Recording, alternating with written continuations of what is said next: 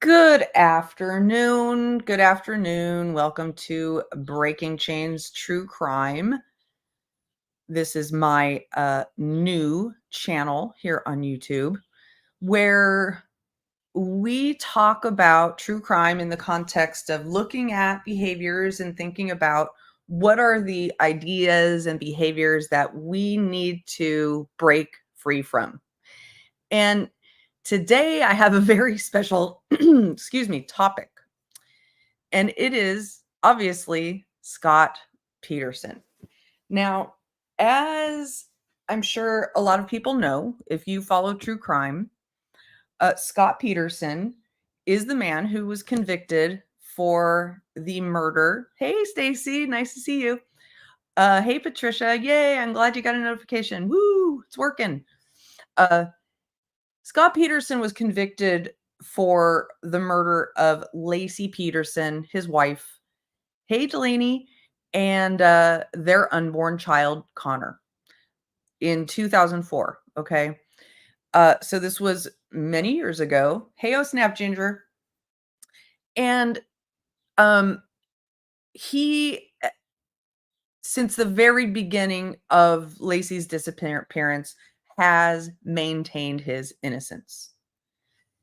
So we, fast forward to today, 20 years later, and the LA Innocence Project has taken up his case and they believe in his innocence. Hey, AC9, nice to see you. They believe in his innocence. And so obviously what's going on now is that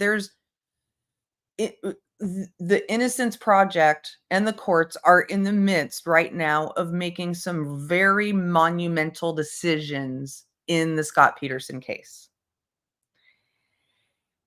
And, you're saying, Patricia, that pic of him makes him look unhinged. That is how he looked throughout the entire interview on Peacock. Now, I want to ask you all a question, who all of you in chat right now. Have you watched either documentary? There are two documentaries out right now. They are competing sides, okay? There's a Netflix documentary, and that really presents the prosecution's case.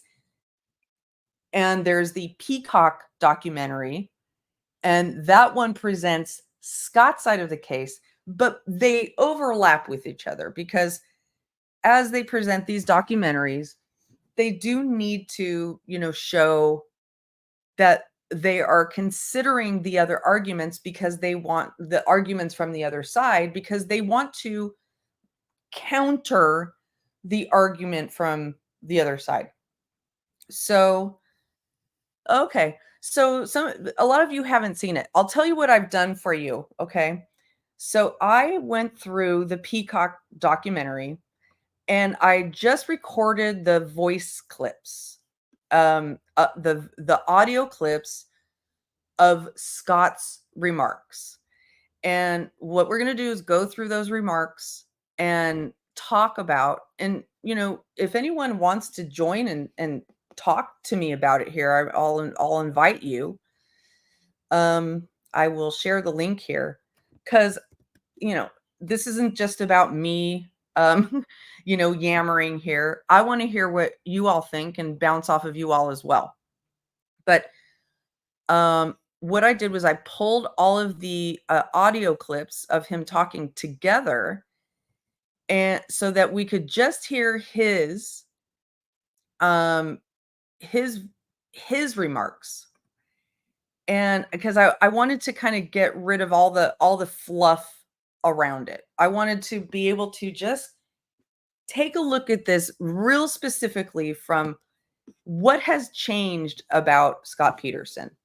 Now, if you saw the Netflix documentary, you saw they made a very, very, very big point of saying that in the beginning, Scott would not talk to cameras and would not do interviews, and he was rather uncooperative with police. He was kind of semi-cooperative with police, right? And then eventually, after the pressure really mounted and After all the Amber Fry information came out, he then did some interviews, which really didn't go that well for him. He did an interview with Diane Sawyer where he lied to her multiple times and, said one of the biggest lies was that he said that he had told Laci about Amber Fry and she was totally fine with it. And he also he lied about saying that he told police about Amber Fry at the very beginning, right? So those were clearly lies. So what we have now is 20 years later with, all of that space and time and more information coming out, people really looking at, should this case get retried? He was sentenced with the death penalty, but because the judge made a mistake in the jury questioning around the death penalty, that actually he got resentenced with life without parole. And so now what they're really working hard to do is work with the court of law and the court of public opinion to get him to get him exonerated. So what I wanted to look at here is, do I think that this interview in and of itself and the way he's speaking and the things that he's saying are going to help in that very important court of public opinion? Hey, Rachel Lee. So he obviously made that big mistake in the beginning, in the early years, and has somewhat learned from it. But I'm also going to take you a little bit behind the scenes and tell you how these types of documentaries get pitched and decided upon. So this Peacock documentary was produced and directed by this woman whose name is I'm going to pull up her information here. Shireen Anderson. She's the producer of this documentary, okay? And it says, executive producer, director, showrunner at Fort Greene Filmworks. That is her own company, okay? At the beginning of the Peacock documentary, they introduce Shireen, and they say that she actually introduces herself as an investigative journalist. And literally, as I was watching this documentary, the first thing I did when she said, I'm an investigative journalist, is go look at Johnny. Yay. Hi. Good to see you. The first thing I did was look up her LinkedIn to see, does she really have investigative journalism in her background? And actually, the answer is no. She doesn't have investigative journalism in her background. Does that mean she's not legit or that she shouldn't be making this documentary? Absolutely not. But what people really need to understand is that a producer of a documentary is not much different, is much more it's like maybe one or two steps up from a YouTube content creator. Yes, we are all weirdos. We are very much weirdos here, Johnny. So,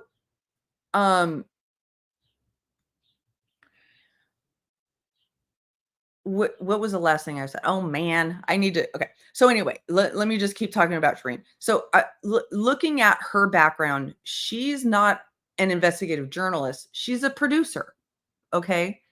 Again, it's a couple steps up from being a content creator. And what that means is that she's somebody that the Peterson family was able to approach and convince to do this documentary and then to sell it to, a streaming platform. In this case, it's Peacock, right? So this person, they are financially tied to making sure that this documentary is successful.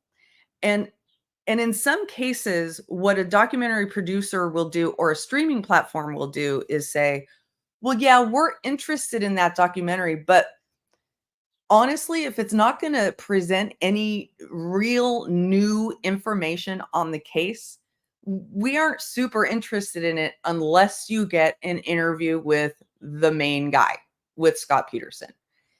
And that very well could have been the case here, where the family's going shopping this story around, and they take it to this producer, and this producer was able to get the kind of rapport with the family where they said, okay, the producer's like, really the best way to make this into a success is to get Scott to do an interview with me.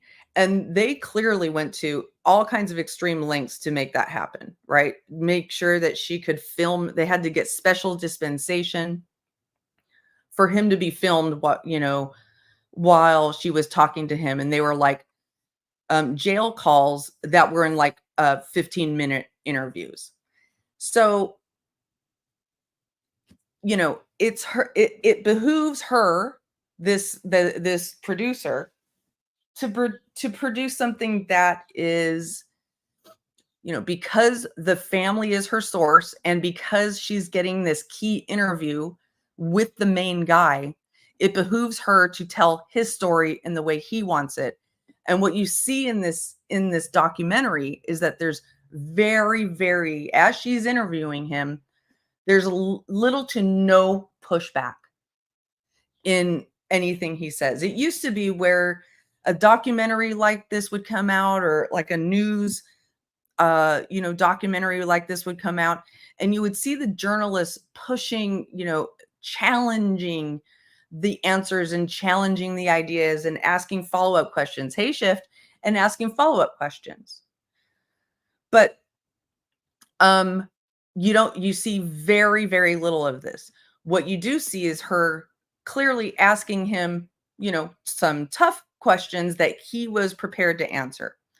So, as I said, I pulled all of these, all the audio clips together, and in each audio clip, I've kind of summarized what he's saying in that clip.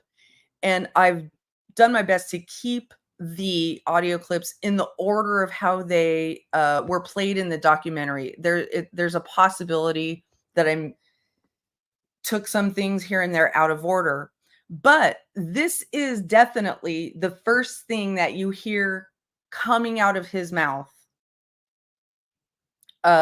when they first sit down to talk, which is, I regret not testifying, but I want to show the people of reality of the thing, reality, and that's the biggest thing I can accomplish. So I'm going to say right now, before I start playing this interview, this is where I stand with this, okay? As I said, there's the court of law and there's the court of public opinion. If Scott were my client, and again, I'm a PR expert, so I have two hats on today. I have my true crime behavior analysis hat on, and I have my PR media expert hat on, okay? If Scott Peterson were my PR client and he were to come to me and say, I really need the court of public opinion to get behind me. I'm trying to get an appeal. I'd really like to, change their opinion of me. Should I do this interview? What I would have done first is I would have looked through all this evidence that the LA Innocence Project is putting forth. And then I would sit down with him and I would do a mock interview, and I would ask him tough questions and see how he responds. And I can tell you right now that I'm pretty sure that if I were to do this, what I would tell him is, you know what? The evidence, the information about the neighbors, the people seeing Laci walking her dog, supposedly when you were traveling to, when you had already gone when, the police put her death in the 10 a.m. time frame, and supposedly Scott had left the house by then. And after that, a bunch of people report seeing her walking her dog. And you really even and then there's other evidence as well that they talk about that I don't need to get into at this moment. But there is enough compelling evidence to where I would say allow that evidence to sit on its own. That in and of itself is pretty compelling. If what you really want is for a judge to look at overturning, and you feel that your case is strong enough, it's probably not a good idea for you to go on camera and have this interview. And that would be based on having a mock interview with him, which I believe would look the way this interview looks, okay? Because I do think that the new evidence, the new information coming out does warrant a second look. I want to hear about this DNA that they're testing. I want them to examine this more. I want the police, I want their work to be checked. I don't want an innocent man to, stay in prison if he's innocent. But this interview does not help. If anything, it is going to harden people's opinions about you as a human being. And if that is going to have an influence on the actual outcome of you being able to get out of prison, then no, I don't think you should do it. Because this, to me, personally, does not clean up his reputation in the court of public opinion. And I'm going to go through it and tell you why. Now, the reason you'll see that I have this picture on my thumbnail and this picture throughout the, notations on the clips in my slides. And the reason for that is because this is literally what he looked at for the majority of the interview. There were times when he had his hat on. There were times when his hair was looking slightly a little bit different, maybe a little bit more combed. But during the entire interview, he had this kind of goofy look on his face, and he was very, very, very smiley. And as you can see, the way he's kind of presenting is almost like kind of a laid back, cool granola kind of guy. That's the way he looks like he's trying to come across to me. And that's really neither here nor there. He looks fine, whatever, but it's more the facial expressions and how the facial expressions don't really match what is coming out of his voice and his mouth. So let me just tell you what I'm thinking about that. And by the way, hello everybody in the chat. Thank you for being here. Please remember to hit the like button, and let's go and start hearing these clips. So there's 16 minutes worth of clips, and then I'm going to give you my my thoughts, and I would love to hear all of your thoughts as well in the chat. Why I want to speak. I regret not testifying. I have a chance to show people what the truth is, and if they're willing to accept it, would be the biggest thing that I can accomplish right now. So basically what I'm hearing there is, this is literally the first thing that they put in the documentary. That doesn't mean that was the first thing he said in the interview. There were several interviews. But obviously the question was, why are you doing this? Why are you doing this now? Right? And he's saying, I regret not testifying. So it's not like this, just very convincing, very straightforward, very forthright. Well, I'm innocent, and I want the chance to have the court relook at this information. That's basically what it is. And so it just sounded kind of odd to me for him to say, Well, the reason I'm doing this is because I regret not testifying. I should have. That sounds very much to me like kind of a, well, I know that if I would have testified, I would have been able to convince them. But what we do understand is that there was, from one of the documentaries, is that there was a mock trial, a mock, cross-examination done of him. And after that mock cross-examination with Garagos and some attorneys that he hired to help him out, they were like, no, no, no, no, we are not putting you on the stand. Okay. So he's still convinced that he would have been able to, talk everybody into believing his version of the story. That's what I'm hearing here. Because I didn't kill my family. So you were convicted of a horrible crime, the murder of your pregnant wife and unborn son. Why should anyone care about what you have to say 20 years later? If I have a chance to get the reality out there, if I have a chance to show people what the truth is, and if they're willing to accept it, maybe that takes a little bit of hurt off my family. So now, so basically, listen to the way he's saying that, okay? If I can put the truth out there, and the world will accept reality, which is his reality, obviously, right? Will accept reality, maybe it will help my family. So he's obviously very close to his family, and what he tends to do a lot is to invoke this idea that he's so protective over his family and the feelings of his family, and what all of this has done to them, that he's going through this to help his family. But that's rather disingenuous, right? He's really doing this to help himself.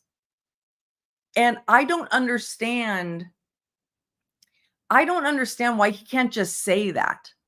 I think this can help me. Why can't he just admit that I believe I'm innocent, or not believe, I'm innocent, and I want to tell you that story. It doesn't have to be about protecting his family. That's what we might call virtue signaling, right? Virtue signaling. So, and that is like, I'm so virtuous that I'm going through this pain of actually having a conversation with the media because I want to help my family. I mean, it stretches credulity, right? And it doesn't sound genuine. And one thing that I have always advised and counseled as a PR representative with clients is that authenticity buys. Authenticity is palpable. Like, you can tell when someone is being authentic. Just be yourself. Be the best self you can be without lying, without trying to make things up, without trying to over push yourself. You don't have to do that.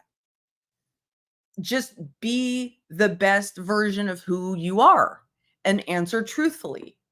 And, maybe avoid saying this or that, but be truthful. Okay.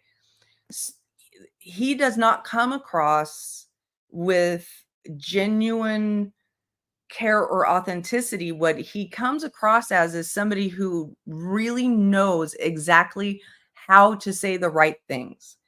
And we have to remember how much he lied.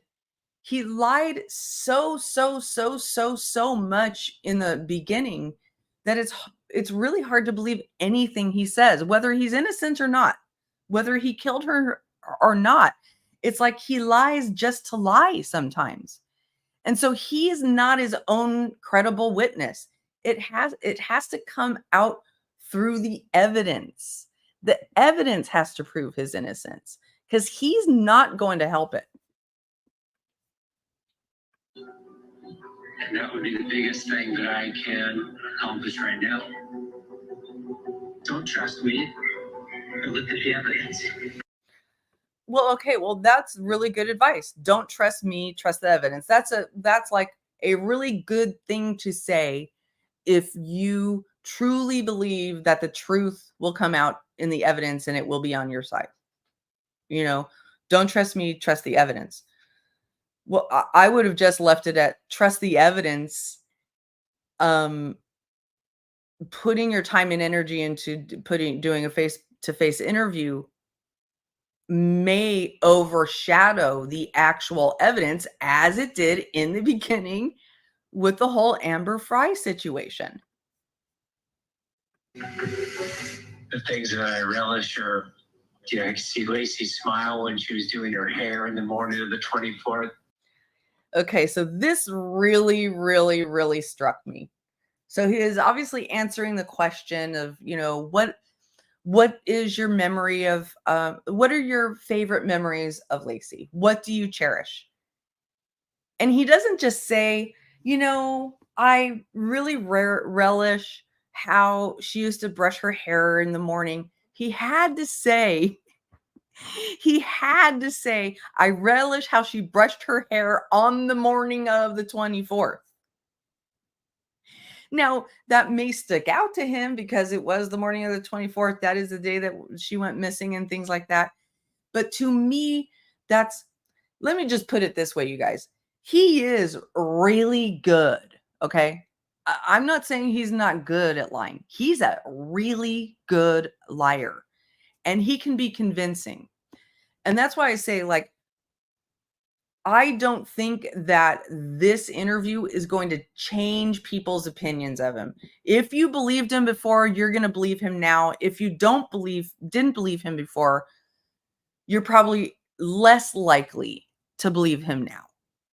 And that's why the evidence really just needs to be the star of this appeal. So let's keep going. Like my question is here, like, couldn't he just have said, I relish how she brushed her hair on the 24th. I'm sure there are other things that he loved about her that had nothing to do with the morning of the 24th that he could have talked about. But he had to make sure people knew he was there, that on the 24th, they parted ways and he never saw her again. It wasn't that he killed her that day, right? That his story stands up, that, she's getting ready, brushing her hair, we're eating bowls of cereal, and we're watching Martha Stewart. The way we shared a bowl for cereal because we were lazy to do 2 bowls of cereal. Hi, Grandma Sherry. Just those little things are still with me. We want some DNA tests done, so we'll be filing for that. We want further discovery. We'll be asking for that as well. Because previous district attorney in Stanislaus County has said publicly that they continue to receive tips and leads. They've kept all that secret. So one thing that this is a running theme. Yeah, he actually does look good, Johnny. And honestly, he definitely has a fan club. He has a big fan club. Sorry, let me remind myself what I was going to say. Oh, I know. So a running theme in, something that he says actually several times in the documentary is, they didn't follow up on leads. They didn't follow up on all the leads. They weren't following up on leads. They said they were following up on leads. They weren't.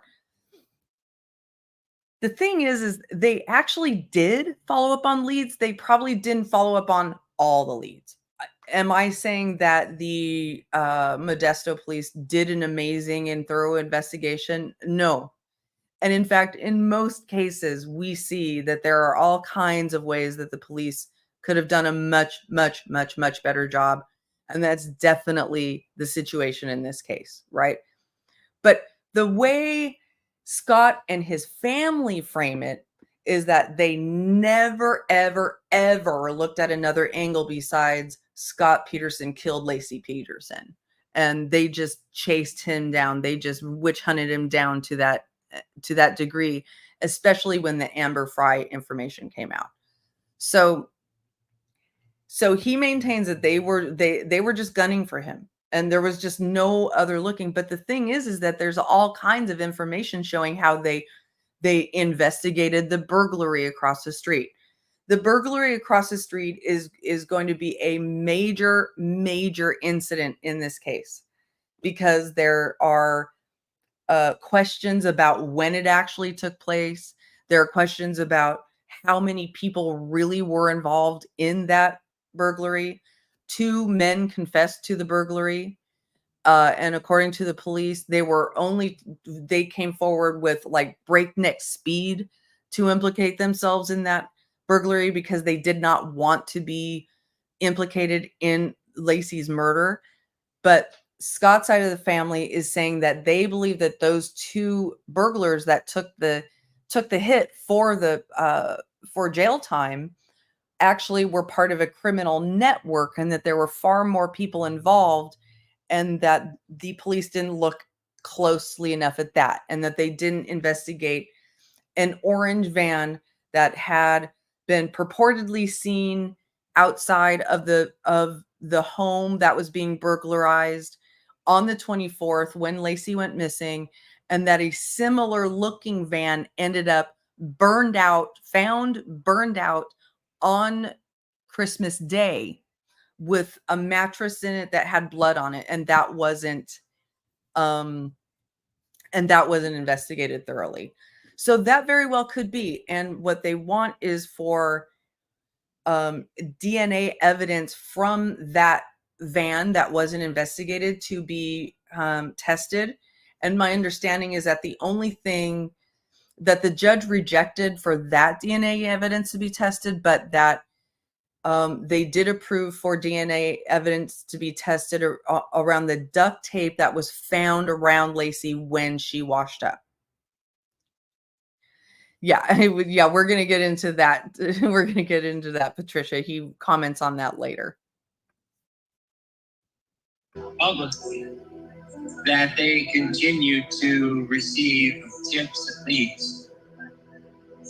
They've kept all that secret. Definitely Detective Brocchini was.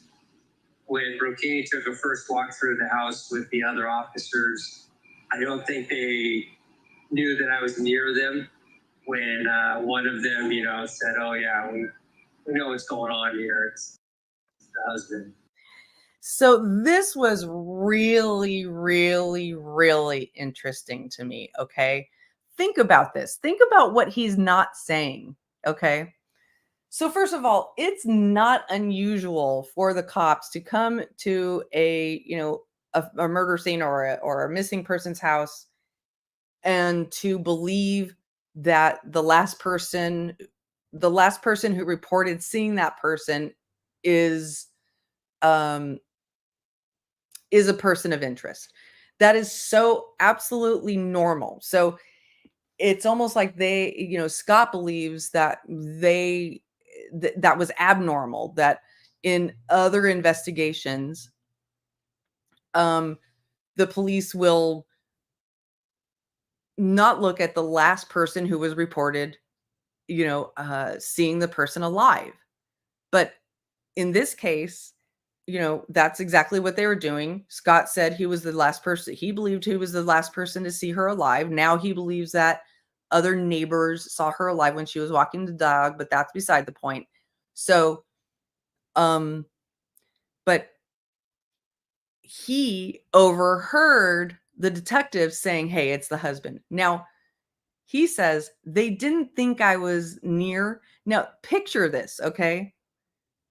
The cops come to your house to question you or to, follow up on a person reported missing. And they come in interview, and then they want to look around. I mean, I don't know the exact scenario, but they want to look around. So if you are an innocent person, right? are you going to go ahead and let the cops roam, look around your house and kind of look around the outside of your house? Or are you going to kind of skulk nearby and listen for what they are saying? Because that's what I believe Scott did. I think Scott was like kind of hovering and skulking around and kind of like eavesdropping on what the police were saying as they were looking around, rather than being this real cool customer that that he wants to project, right? Yeah, and the affair and the fact that number one cause of death in pregnant women is being unalived by a domestic partner. And I mean, this isn't really this may come up a little bit later, but really think about it. I'm thinking about this. I was pregnant at the time this happened. Okay. I was pregnant at the time this happened with my second child. And when I was super duper pregnant, like Laci was when she went missing, my husband wouldn't go out and play golf.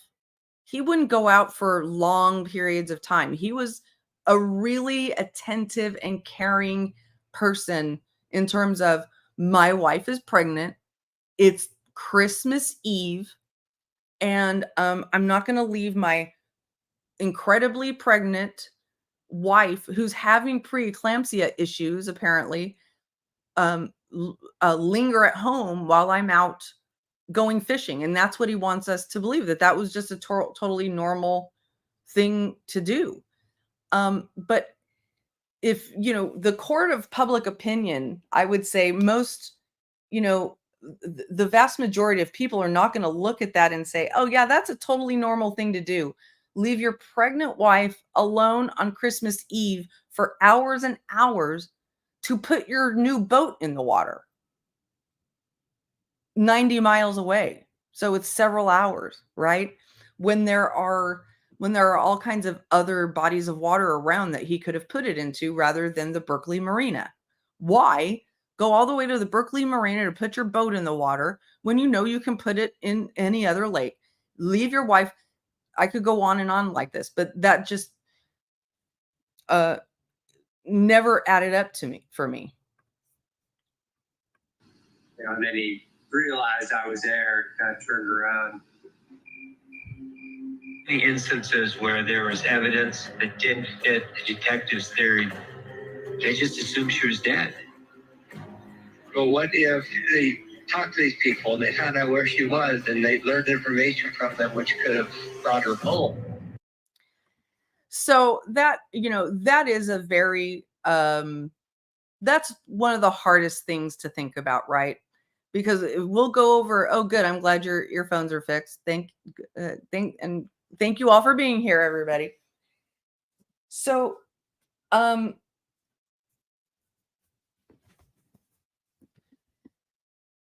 this is one of the hardest parts of the case, okay?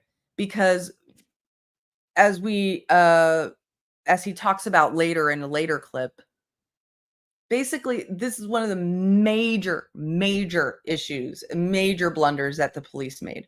And that is by going out, giving a press conference and telling the world where Scott Peterson went that day.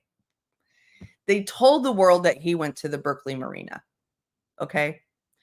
So if at that time, and this was early on in the investigation, if at that time she had still been just abducted by people who are keeping her, or had already killed her and had put her body somewhere, well, that's just a perfect place to put her body to further implicate him. But, for those of us who believe I believe he was probably at least involved. I do believe that it should be re-looked at, but I don't believe him. I think he is just way too slick. Okay. He is such a slick freaking liar that I believe he would lie about anything. And anybody who would lie about anything, you have to look at with this kind of suspicion. And I honestly believe that some scientific study has to be done where we are able to encode some of these behaviors into law such that they are actually evidence. So, because there are just some things. But anyway, that's besides the point. That's just me pontificating. But it's in the event that he's the one that actually did this and put her in the bay, now the police have fucked everything up by telling everybody where he was so that they could, oh my gosh, look. We have Stacy joining us. Hi. Can you hear me? Wait. Can you hear? Wait. Oh, shoot. Here, I'll mute you until you're ready. Can you? So anyway, that is just a heartbreaking part of the case, is that, it's very possible that he very much is the one who put her there. Why else would he go to the Berkeley Marina on Christmas Eve when she's pregnant? Right? You there? Yep. I'm here. Hello. Hey, do I sound okay? Or... Yeah. Okay. You sound great. So is there Excellent. anything specific you want to say before I go on? No, keep going on. I'm enjoying this. Okay, cool. So, so that, as I keep saying, this is heartbreaking to me, because if they were able to, if the police had not gone out and told everybody, hey, everybody, he went to the Berkeley Marina, then if there was some sort of criminal enterprise that was holding her or holding her body, they wouldn't have known where to, what's that? There was just a real big noise. I'm not sure what that was, Stacy, but I muted you for a second because there was like a loud noise. Oh, I thought I turned it. Oh, I'm sorry. I'm going to turn my mic on. Oh, okay. So anyway, there's that. Let's keep playing it. Oh yeah, that was common with us. I mean, she would call me cutie. I would call her beautiful. Absolutely. We loved one another. We enjoyed one another. We were great friends. But they opined that it was too sweet of a message for a married couple or something. But they have really sad marriages if they think that.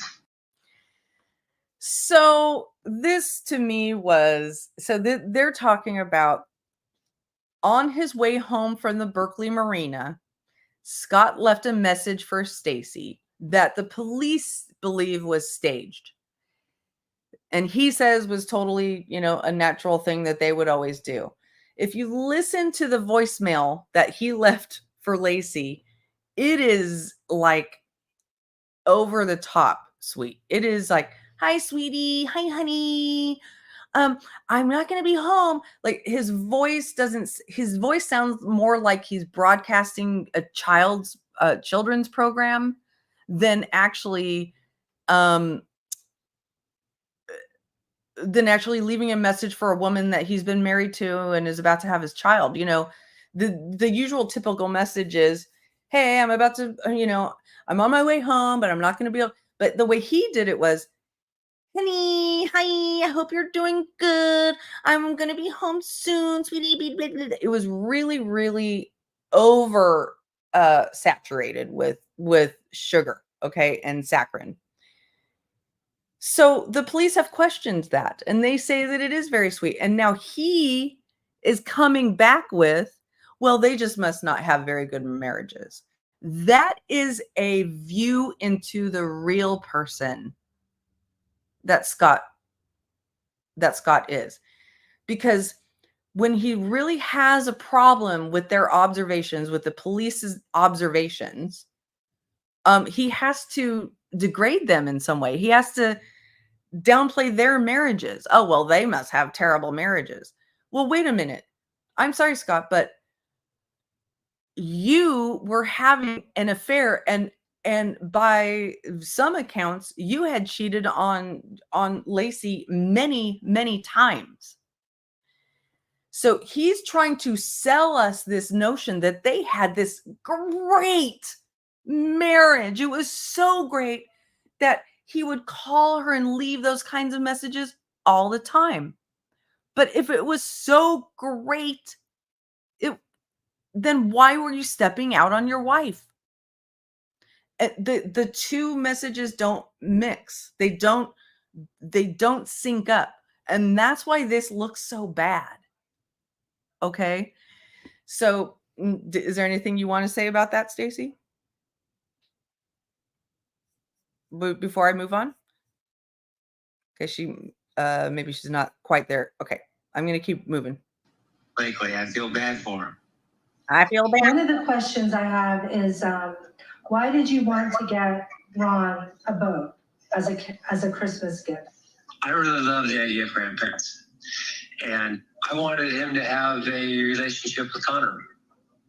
And part of that would be fishing because, Ron really enjoyed it. And I knew he'd be going all the time. He has something to kind of bring us together as well. Listen to the language there. Listen to the language. If what you wanted to do is create a great grandparent experience, then why would you say, I love the idea of grandparents? How about just, I love Laci's parents. I really love fishing with her dad. I would really love for us all to be able to fish together and have those experiences with each other. So I got a boat and I was going to surprise him with it. But sometimes the way he starts out answering his question is really telling. And the first thing he says is, I really love the idea of grandparents, not the grandparents. I don't love the grandparents themselves. I love the idea of grandparents. He keeps separating himself from the emotion of having human relationships. And that's another aspect of this, Ginger, is that in each one of these answers, especially when it has to do with other people, he is painting himself as this really good guy, this hero. Oh, I did this really selfless thing and I bought a boat just so that we could have grandparent experiences. And it also goes along with how he has an answer for, like, a really, really slick answer for everything. And I want to reiterate here, he is good. Okay. He's good. So I think, when anybody who is sympathetic with him and has never believed that he was guilty, they're going to look at this and go, oh, wow, that was awesome. Right? He sounds like someone who isn't too familiar with how it feels to love people. Yeah, exactly. And we're going to hear more about this later as he talks about his reaction to when they found Laci and his reaction to the verdict and how he tries to describe that emotion. And it's like he's trying to, again, and we see this happen in so many cases, with, when there's a criminal on trial and they're trying to, or a defendant on trial, and they're trying to assert their innocence. They approximate what they believe is a description of how something feels, but it's so off that people who are really emotionally in sync with themselves and other people go, nope, that's not connecting. That's not adding up. Okay. Yeah, that's true. His voice does fade a little bit as the thing is that he's almost always lying. I mean, he's almost always lying. He'd be going all the time. He has something to kind of bring us together as well. And what that day was like for you. Well, my family was having rough times. We always did something. Extra photo. We go play golf, or we go out, fishing out in San Diego and that stuff. That's how we relate. That's how we always gotten together. We never talked about the rough times. We just go do things together. But it may seem odd to other people, but like. So that was a tiny view into the culture of his family. We got together all the time. We're a close family. We got together all the time. We didn't talk about the tough times.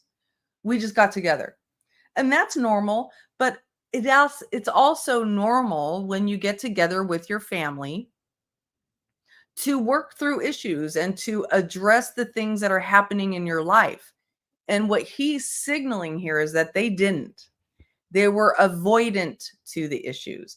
And in the interviews, this particular documentary, the Peacock documentary, includes interviews, of course, with his sister-in-law, who became a lawyer and is helping with the LA innocence and has maintained his innocence the whole time. His actual sister and his brother. His brother doesn't come on camera and talk, but his sister and sister-in-law do.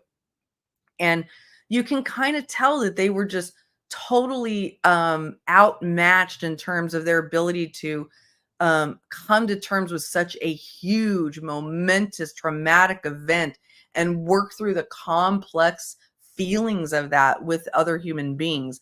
It was like a new and foreign thing to them.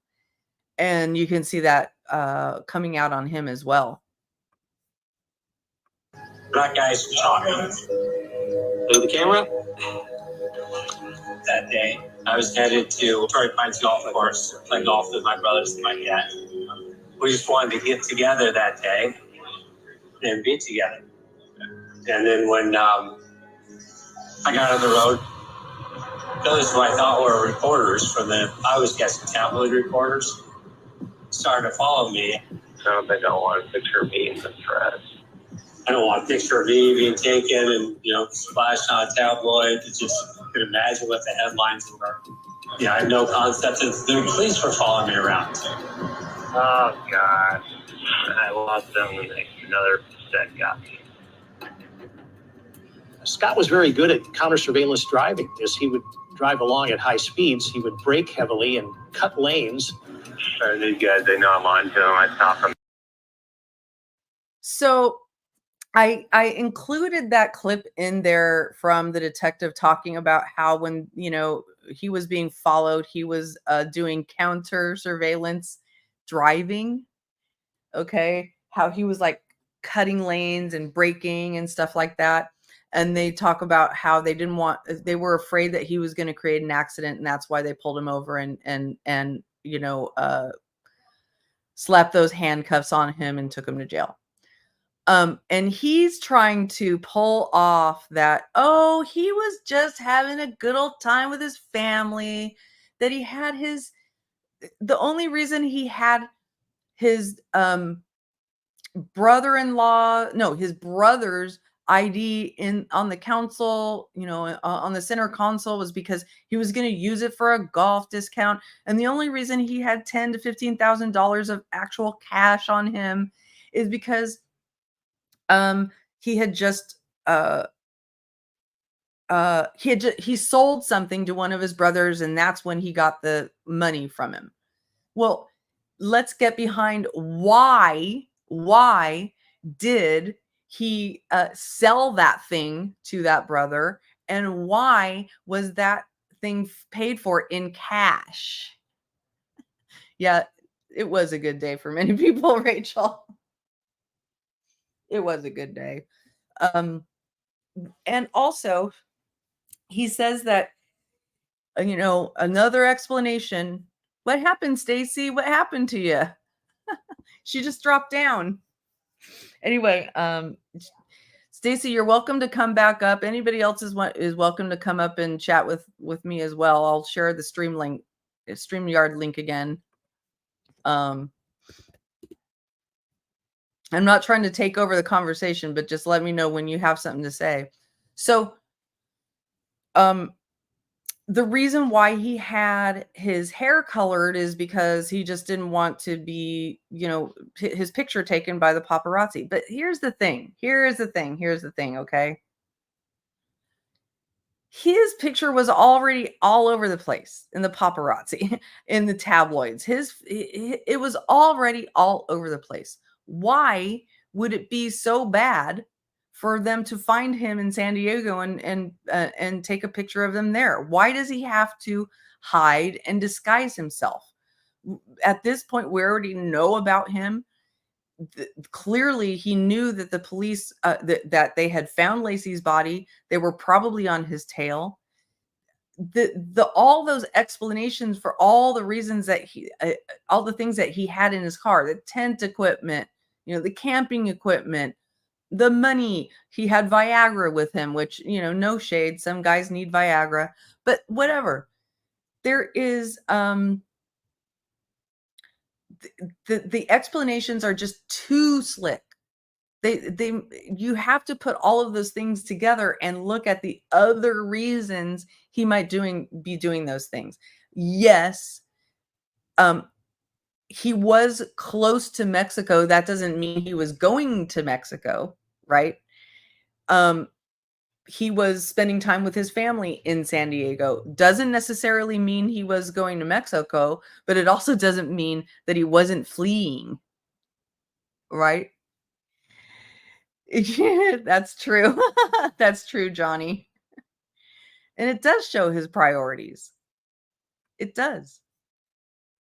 And, his big thing through all of this is, don't look at me. Stop making me the face of this. Put Laci's picture out there. Find Laci. Go find Laci. Go find Laci. Well, what if they believe that finding Laci means talking to you?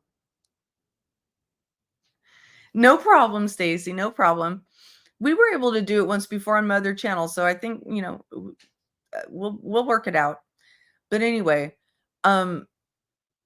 so it's just too slick. And you have to look at the other possible reasons he would have had all of that stuff with him and colored his hair and all that stuff. So let's keep going. On the highway, and they, stopped behind me. They're just, I did have it. And I tell you again, if he was my client, I would have sat down with him. I would have asked these very same questions. And if he would have answered the way he's answering, and then did not have good, solid ways to answer the question that didn't seem so slimy and so slick and so much like he was evading things, I would have said, don't do this. This is not going to help you. Let the evidence prove your innocence if it really is the case. Very concerned when I got home, because I just thought, all right, Lisa's with her friends, or she's at her mom's house helping her cook, which would not be uncommon. So I really was thinking, I was, jumping the shower, put on some clothes, and then when I called over there, I found out Laci was not at her mother's house. And I started to get concerned. So this is where he's addressing that when he got home from the Berkeley Marina, he did several things before calling her parents and asking if she's over at their house. And Lynn, would you take him as a client now or in the past? Not at all. I never took a client just for the money. I never did. If a client came to me and said, hey, I want to get this story out there, here's my story, and I was able to detect that they were being disingenuous or lying, or it wasn't going to be, that's what's called being a publicist. A publicist would be like, okay, let me just start calling the media right now and start getting you an interview. That's what a publicist does. A PR expert, a public relations, a legitimate communications PR expert will not take somebody's money and put their own reputations on the line by putting a shady character out there like this. going to the media and saying, yeah, I think you should take this interview or take this guy's story because they're credible or they're believable. I was never that type of person. I think things have changed. And I'm kind of glad that I don't do that kind of work anymore, because it seems like that's all these types of clients want now, is just to push one narrative in the media and have a completely different reality in real life. And I've never been for that. So so that's my answer to that question. But getting back to this, he gets home, he eats pizza, he washes his clothes, he takes a shower, and then he calls Laci's family. And Laci's family say that the first thing he says is, hey, Laci's missing. Laci's missing. Which is really odd. If that is, I have no reason to not believe Laci's mom when she says that the first thing he said was, Laci's missing. Now, what he's trying to say was, I wasn't worried. I just thought she was over somewhere else, cooking and blah, blah, blah, blah, blah, blah, blah. But my understanding is that when he got home, the dog was running around in the backyard with the leash still on, and she wasn't home. And that's because the dog had been seen kind of running around in their front yard with its leash on. And he had, and the neighbor had put it into the backyard. So wouldn't it be odd to come home, your pregnant wife is not there, and your dog is running around the backyard with a leash still on, but so again, she's pregnant. She's very, very pregnant. A normal, attentive husband who really cares about his wife and his family isn't going to be like, okay, well, I think I'll take a shower and eat some pizza and wash my clothes and all this other stuff, right? So, I think so the LA Innocence Project is a relatively new innocence project. I believe part of the reason they may have taken this case on was for the publicity. They do have to get their donors. They have to get publicity. They have to be noticed, and they have to show that they're taking on challenging cases to get those donations. And I think they probably sense that there's a lot of support behind Scott Peterson. And so we get them, a lot of notice and publicity, and it has. But they also, their lawyers, when they go up and argue in front of the judge, they argue passionately for him. They do believe they say they took this case on because they believe that at the very least, there is reasonable doubt in the case, and that they believe he's innocent. So he didn't want kids. He didn't want kids, and he rejected her. Wait, he rejected her that's right. That's actually true. She was the one who saw him first, right? The story goes that he was working at some place, like a food place, a coffee place, I think it was. And she made a point to go back there a few different times because she thought he was cute. And she put a note on a napkin, and at first he threw it away, and then she put a note on a napkin again or something like that. So yeah, she did pursue him. Absolutely. Absolutely. I've had people spit on me at gas stations. I've received death threats on the phone. Scott, what about the allegations of a girl? I was still expecting to go home that day. What about the allegations of a girl? I was still. So, I just threw that clip in there because, it's part of the interview, but also what you see there is him being, treated like any other criminal that gets arrested and convicted of murdering a wife and unborn child that's how he's treated. But he's saying that as if it's something that was specially done to him and that it was particularly unfair to him. And that's really all I have to say about that. Expecting to go home that day. It was just like this horrible physical reaction that I had. Everything just went kind of silent. I couldn't feel anything. I couldn't feel my feet on the floor. I couldn't feel the chair. So this is where I don't find his description of his reaction believable. He's trying to convince us, I think, because we saw little to no emotion coming from him at the time. We saw little to no emotion coming from him at the time, that he has to try to explain to us that he actually really did have a physical reaction. And now he's trying to describe that physical reaction. And the physical reaction is somewhat confusing because he says that, he has a horrible physical reaction, but that he couldn't feel anything. That everything went numb and, none of that was displayed.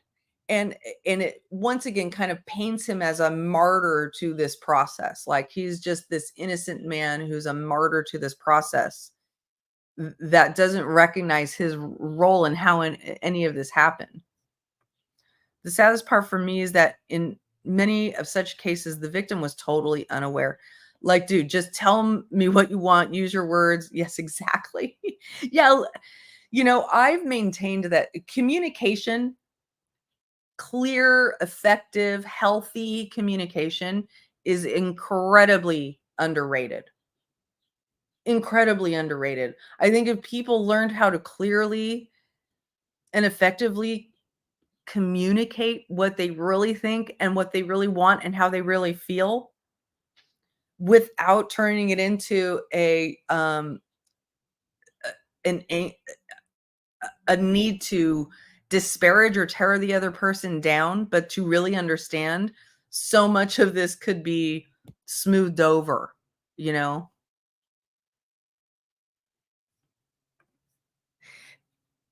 It's never a good look. Yeah, exactly. And here's the other thing.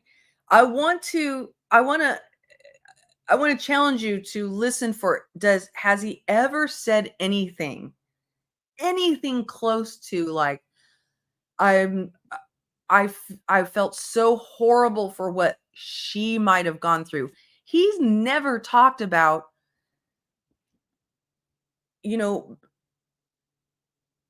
Laci's experience, what it must have been like for her.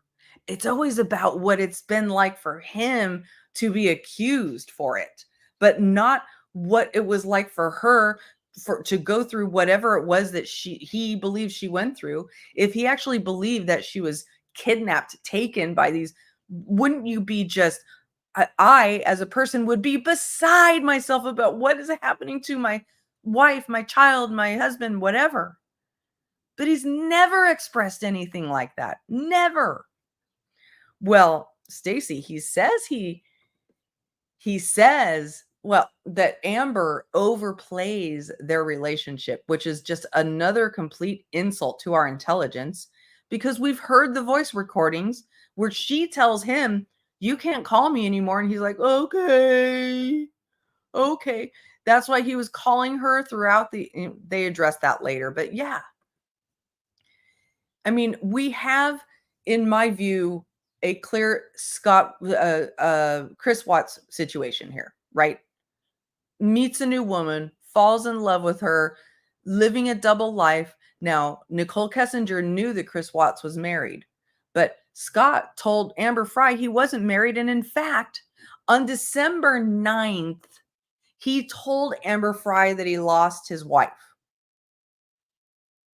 Laci didn't go missing until the 24th, okay? And also, so on December 9th, he told Amber Fry he lost his wife. That's the day he buys his boat. That's the so and not only does he buy his boat, but just a few days later, he buys the Berkeley Marina fishing pass. Okay. But he had told investigators that he had just decided that morning to go fishing, that it was just like a spur of the moment decision. However, when he returned from the Berkeley Marina and Laci wasn't there and he called the parents, blah, blah, blah, he told his neighbors, I was just out golfing. I was just out golfing. Now, why would he lie about that? Why would he lie about the neighbor saying that? And one thing that is going to be somewhat of a harsh reality is that even if his appeal is granted and he's given a new trial, the prosecution will be able to bring their new evidence too, and a new evidence that's come forward too. They'll be able to counter his theories and his new evidence with their new evidence, or showing that they did investigate things that he's saying they didn't investigate. Right? So I think, in all honesty, I've talked about how a lot of criminals are dumb. I don't think Scott Peterson is dumb. I do think he's emotionally devoid of any feeling, but I don't think he's dumb. He's not dumb. He was methodical, as Stacy says here. So let's keep going. Every day. My vision was even a little blurry. And I just had this weird sensation that I was falling forward.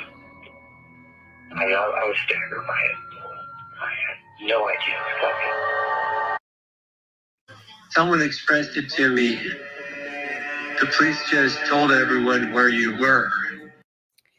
I already talked about this at length earlier, but this is the most heartbreaking thing to me, is that the police told the world where he went. And so that just adds reasonable doubt to the case automatically, because then those criminals, if they did kidnap her, then they knew where to put her to implicate him.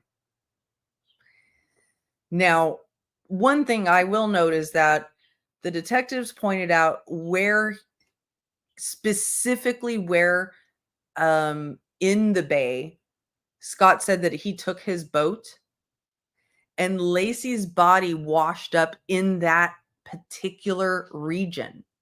And the other thing is another counterpoint to, did other people just go ahead and put her in the bay to exonerate, or to implicate him? The thing is that she was weighted down. She was weighted down by these, handmade, homemade anchors that there was evidence that he was making in his shop, right? And so if they had just put her body in there, they wouldn't want her anchored down. They would want her to wash up, so that then, all the fingers would be pointed at Laci, right? That's how a criminal would think. A criminal would think, well, we actually want her to wash up, so that this will be all on Scott, because that's where he is, because that's where he said he was. A guy I went out with very briefly told me his wife was dead. And when I asked about it, he added that she was dead to him. Oh my gosh. People can be such assholes. My God. I would argue that thinking that getting rid of one's wife and child is the easiest solution, that is true. When I say smart, I don't mean humanly smart. I don't mean emotionally smart. I mean smart in the way that he carried out this crime. He did get caught. I mean, obviously he got caught, right? But here we are still asking questions about it many years later.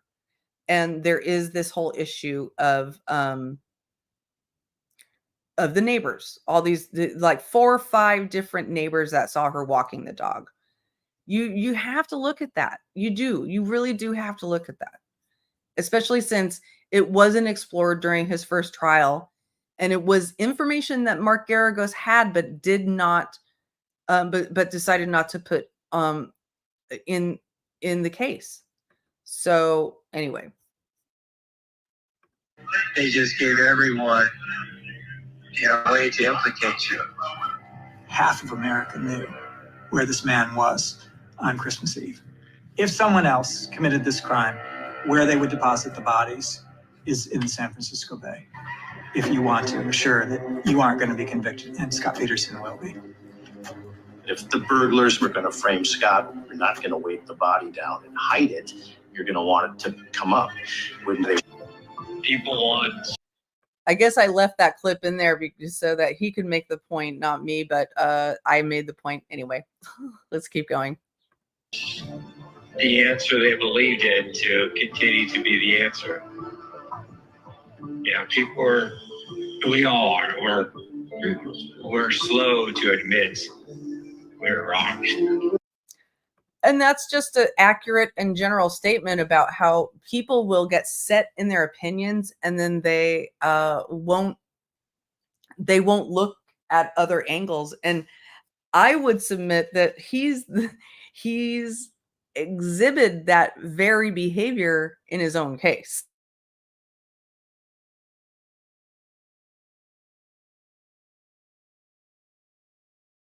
Because he just hasn't been able to clearly and just in a straightforward, face-to-face,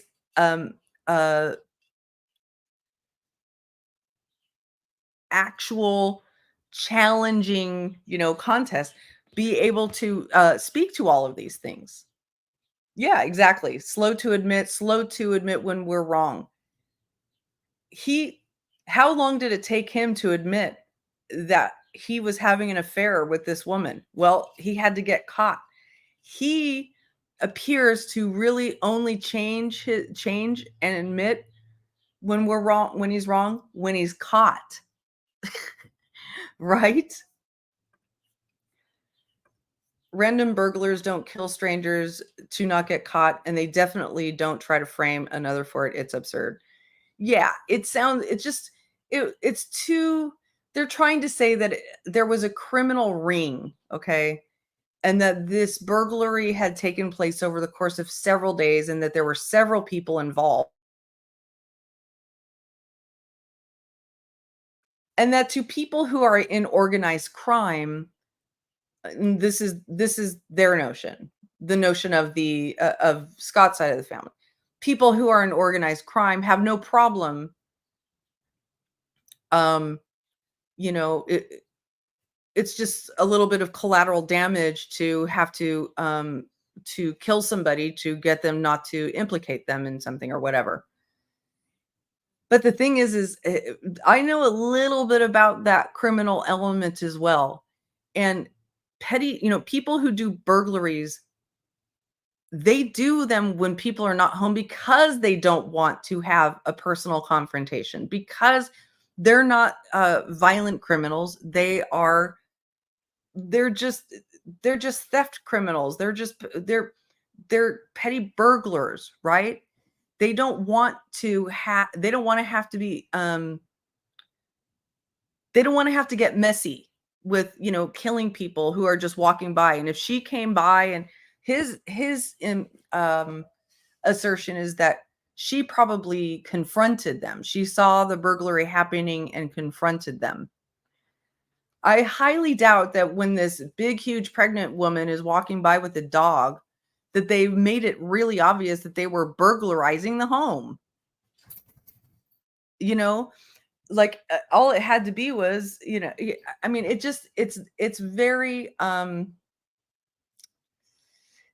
absurd is a good word for me. It is a good word for it. I knew it was missing, but the first time I heard that the police knew about it being pawned was well after I was arrested. The police have to provide the defense with discovery when they ask for any exculpatory information. The police hadn't shared this with us at all. And now I know why, because they covered it up. So here he's discussing Laci's watch. Okay, this was a watch that she had inherited from her grandmother. It was worth some money, but it wasn't gaudy, and it had been pawned. Okay, so he's saying that the police covered that up, but the police say that they actually did. Yes, there are actually organized crime burglary rings, Johnny. Yeah, actually. I mean, they're not like, big mobs or cartels, but organized crime groups, they do whatever crime they want. They'll do whatever makes money for them. And sometimes what they do is they organize rings that of lower level criminals, more petty criminals that will surveil a specific neighborhood, figure out when people are coming and going, and then the next wave of people will then go in and actually go in and burgle the house, and then bring all of the stuff that they get back to the group, and then they sell the stuff and divide the proceeds and stuff like that. So there's definitely organized petty crime for sure. Yeah, they burgle big houses. Or middle house and middle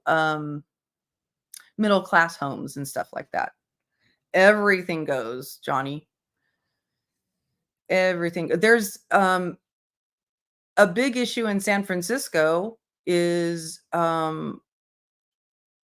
smash and grab rings, where there are these criminals that literally just right around the streets of San Francisco, where most of the tourists are, and they do a smash and grabs scheme where one person rides by a car and smashes the window of a tourist vehicle, and then the next person comes in and grabs all the stuff, and they just do it really, really quickly, very quickly.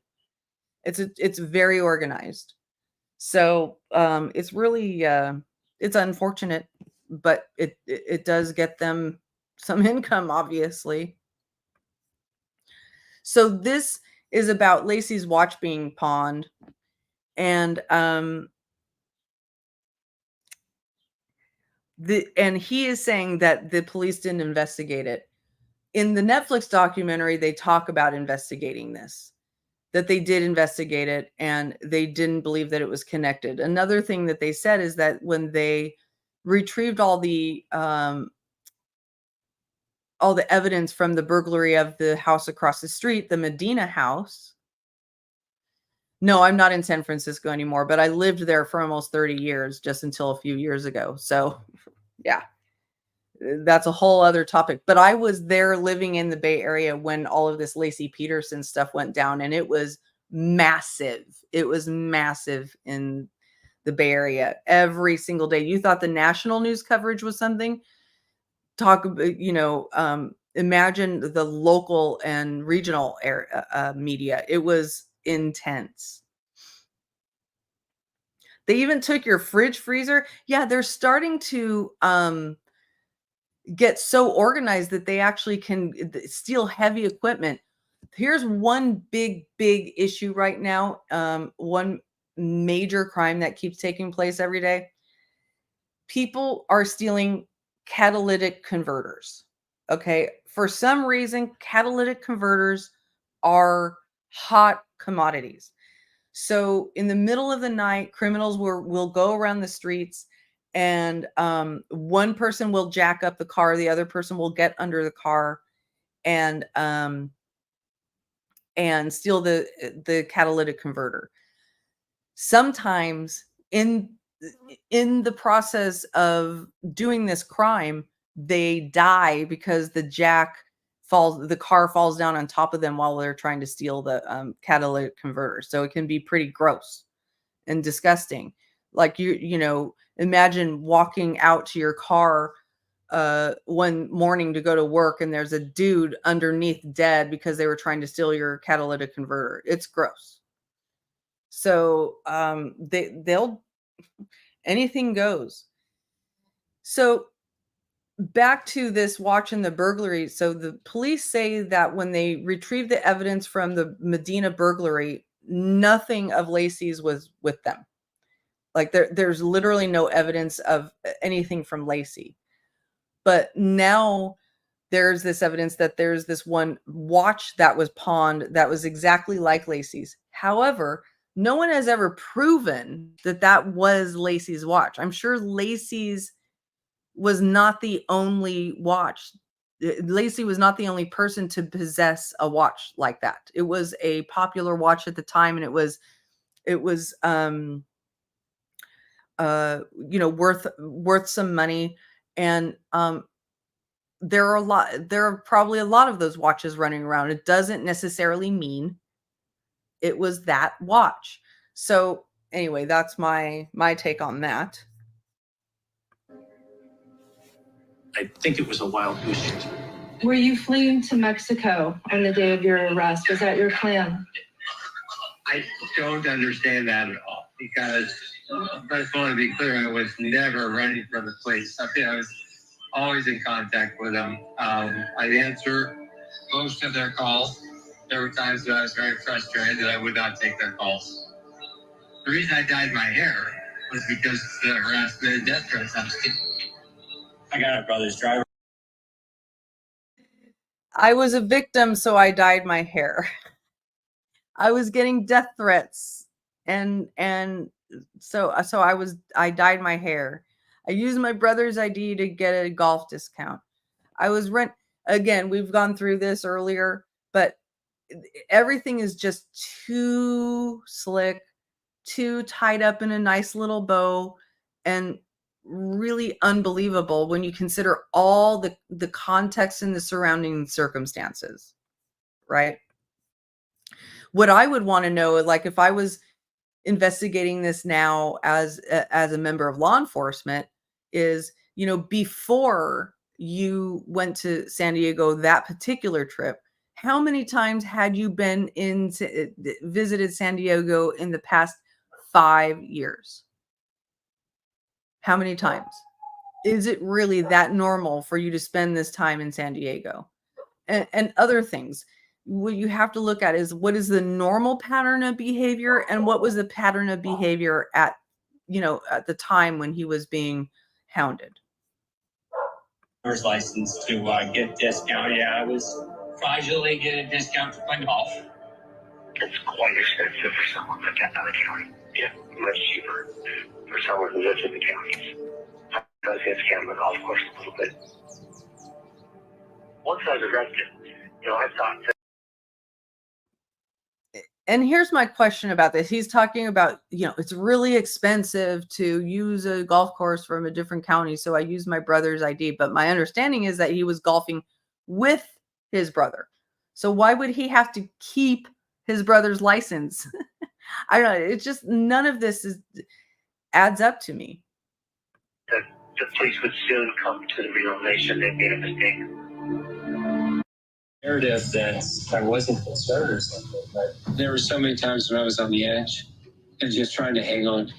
I was surprised to read that in their reports, and solely reported falsely about my mood. So he's all obviously responding to, and this is always going to be a question for him. Why were you so stoic? Why did you show no emotion? Oh, well, I was constantly on edge. I was just trying to hang on. My mood was reported so falsely. And remember, he doesn't include in here. He's thinking, I was just on the edge. He's thinking, I was on the edge because I was being implicated in this crime. He isn't saying, which would be the natural thing for the husband of a missing pregnant wife to say, I was freaking out trying to figure out where my wife was and what was happening to her and what she was going through. And I was worried sick about her. He wasn't worried sick about her. He clearly was worried sick about himself. Yeah, he's not on edge because his pregnant wife is missing. He's on edge because he's being looked at for it, which is a totally normal state of being. And again, I just, redirect you to this image on the screen here. This is the look he had on his face most of the time for the majority of the interview. So this is what he's looking like as he's saying all these things. It is gaslighting 101. Yeah, in fact, I just heard a soundbite recently where I guess he went to the convention that he went to where he met Amber Fry. Or no, he met Amber Fry's friend because he was introduced to Amber Fry by a friend, right? He went to this convention, and on his name tag it said horny bastard. That's what he put. He put on his name tag horny bastard. Okay? At a convention when he was married.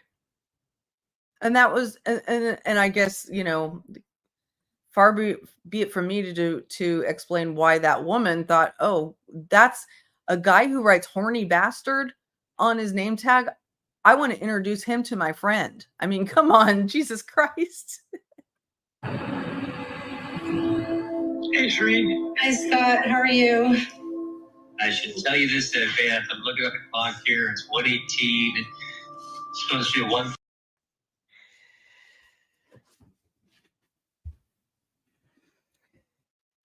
Pay no attention.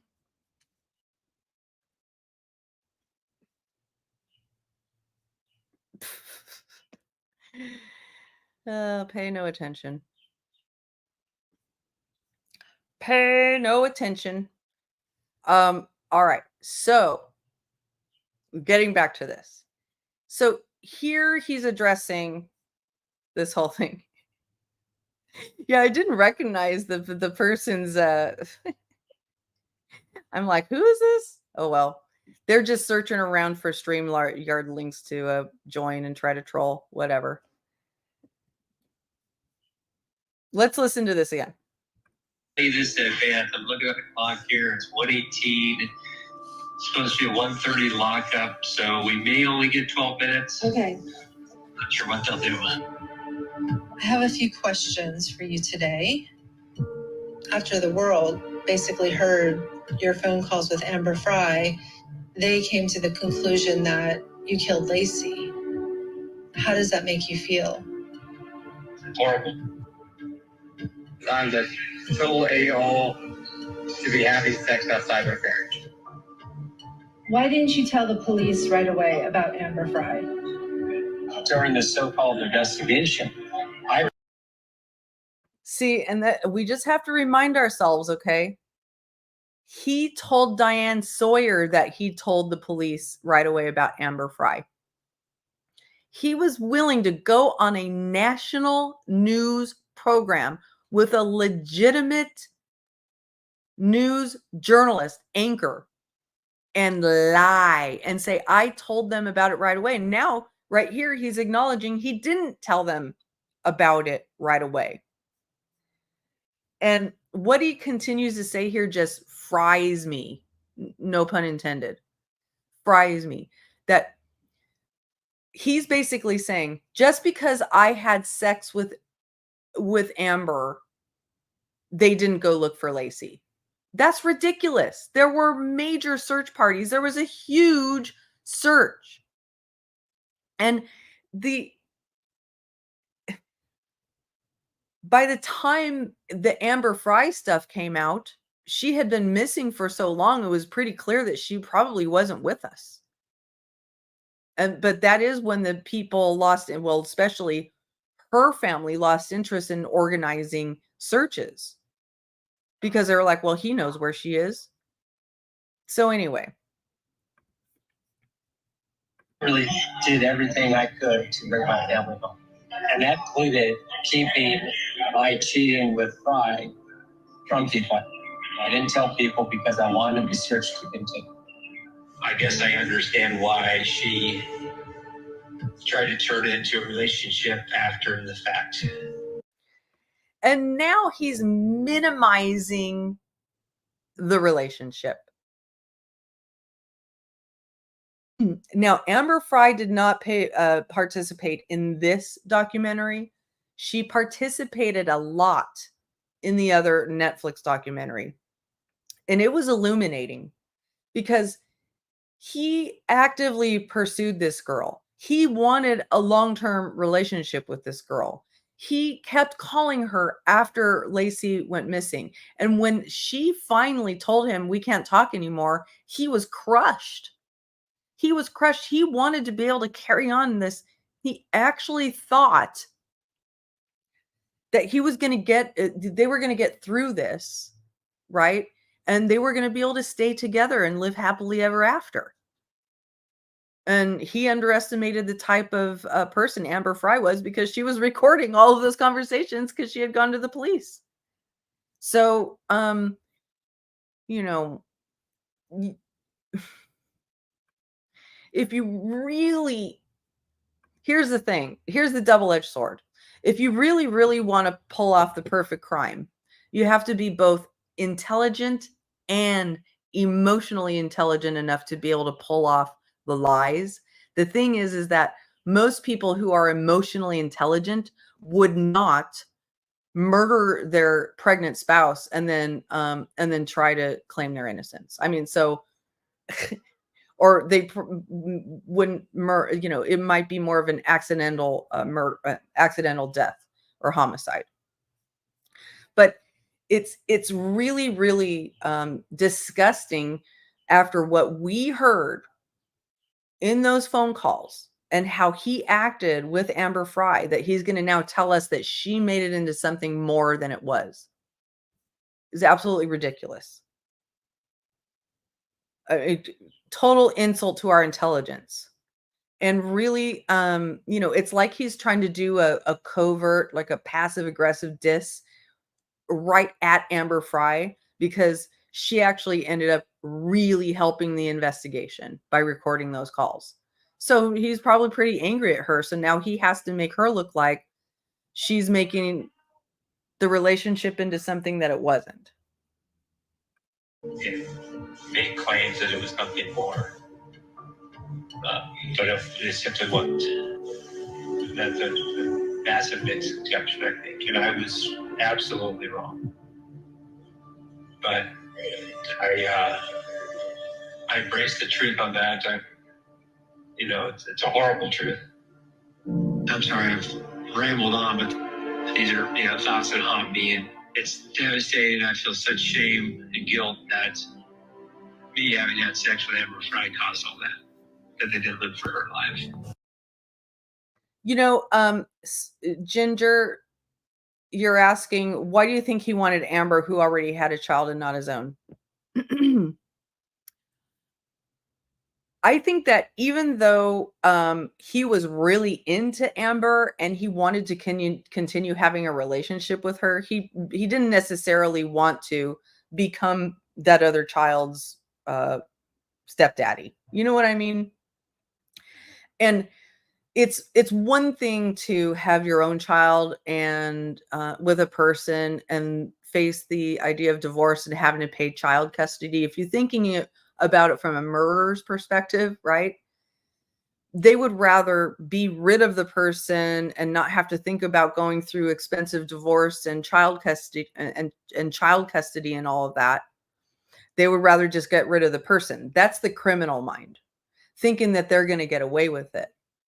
And but he's in this relationship with Amber, who has a child. He probably doesn't think it's going to be that serious. And also, since it's not his child, if they were to get divorced or whatever, he wouldn't be, he doesn't feel like a sense of responsibility for that child.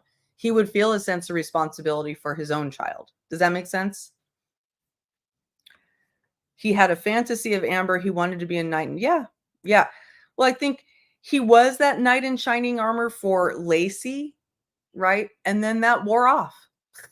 And then she got pregnant and he didn't want to have a baby, and all of that piled up. And he clearly doesn't know how to express his emotion, share how he feels, talk things through. He's just going to, do something so that he can move on with his life, something that's going to benefit him and not everybody else, to the point of murdering them. I mean, I believe he is capable of doing that based on his behaviors.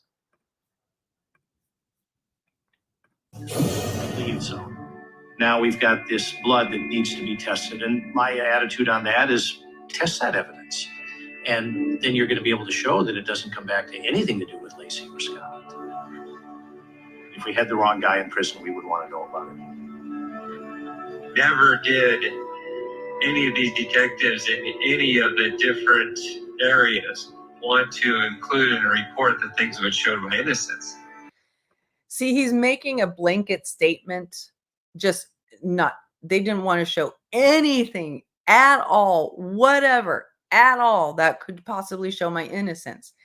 But if that was the case, they wouldn't have investigated the Medina house thing. And there are lots of other leads that they did investigate. But, you know, the police are saying, those same investigators are saying, go ahead, test the evidence. Let's just confirm that this was him. Go for it. Let the truth come out. But he clearly has a big axe to grind with Detective Brocchini, which is fine. You know, you have an axe to grind, but to the point where he has to throw, you know, little head barbs at him, headbutts at him. Oh, he's a so-called detective. Well, they must have a really bad marriage if they think that. You know, if you really are innocent, as you say you are, you don't hold it against these detectives that they are just doing their jobs. All right. If you were to make a list of the assumptions that so-called Detective Brocchini makes, that's a long list. Remember what life was like 20 years ago? Every moment is so real, is so tactile. So I'm going to jump in here and say, as you're listening to this, what is happening on? Yeah, this is his version of his narrative testimony. Exactly, Rachel. So as he's talking, listen to his voice, listen to how he, you know, breaks down. And on the camera, what he's doing is he appears to be repeatedly wiping his eyes. But you don't see tears come out. You don't see tears. But he keeps wiping his eyes and he appears to get emotional. And then he makes an excuse for containing his emotions by saying that he's in the day room. Oh, well, this time it's because you're in the day room and you don't want to get emotional in front of all these other criminals, right? What's the explanation for all the other times? And do these emotions ring true to you? Still the air and the smells and the light and the sound of when I say goodbye to Laci, and then my family was gone. I drove away. And hear how all of this is just from his perspective, only his perspective, right? That I said goodbye to my family and then they were gone and now I don't have my family. Again, very Chris Wattsian. How he's standing on the porch going, I missed them so much last night. I just wanted them to be here. I just missed them so much. Wait a minute. You're literally not saying a goddamn word, excuse the language, about what is my wife going through right now. She's pregnant. She's about to have a baby. You know, and that was the case with Chris Watts too. It was a pregnant wife and 2 children. And he's like, I just miss them. I miss them. It's all from his personal perspective. Expecting to come back that afternoon and have our wonderful Christmas together after we both had, 5 mornings, and now they were gone. And it's still very, very present. But there's certainly times that I become a wreck. Objection, facts not in evidence. He's like, there's certainly times that I become a wreck. Okay, facts not in evidence. Excuse me. Trying not to be too emotional while I'm out here in the day room of the prison.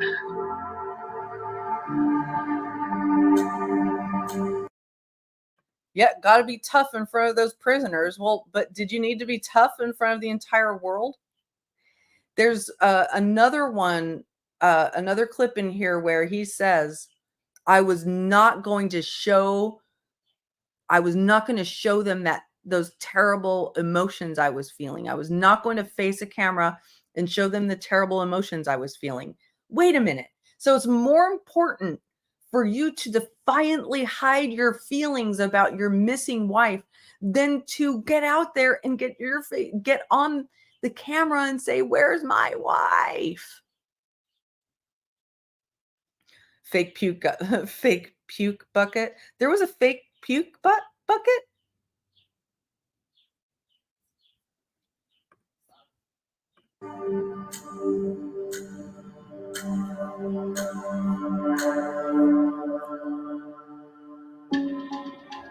A lot of people bring up the boat and the fact that Laci didn't know about the boat.